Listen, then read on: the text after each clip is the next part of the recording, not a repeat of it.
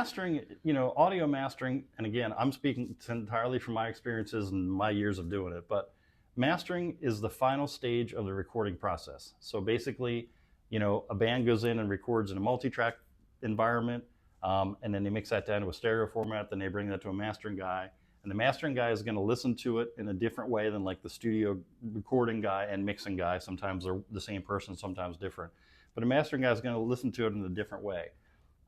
So my personality is I'm kind of an OCD nut. So when I found mastering and I came to it, it kind of fit me. So mastering guys think typically, and again, from my experience, in small little details, So when I listen to something, I'm listening, like I'll still listen to records now. Like if we're out somewhere, I'll just find myself going to that sound. What am I hearing? I'm hearing auto tune on that. I'm not liking that.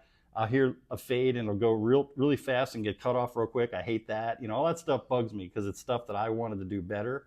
So, the reason to go to a mastering guy in the day that I was doing it was because you're going to that person because they've spent their lifetime listening to piles of records, different formats, different styles, different artists, and you're going to them for their opinion to tell you, here's the good, the bad, and the ugly. Okay, I'm going to listen to it and I'm going to give you the feedback, and you're paying them to make it be the best it can become before it becomes a final product. And so the entire time I was doing it, it was a product. It was vinyl, CDs, cassettes, stuff like that. So it was always turning into some kind of product. Obviously, in the latter part of that, it was just digital, so just online. Personally, I always liked the product aspect. I mean, I started in the CD business in 1989. I was basically in it in the entire arc from beginning to end, and I still love CDs.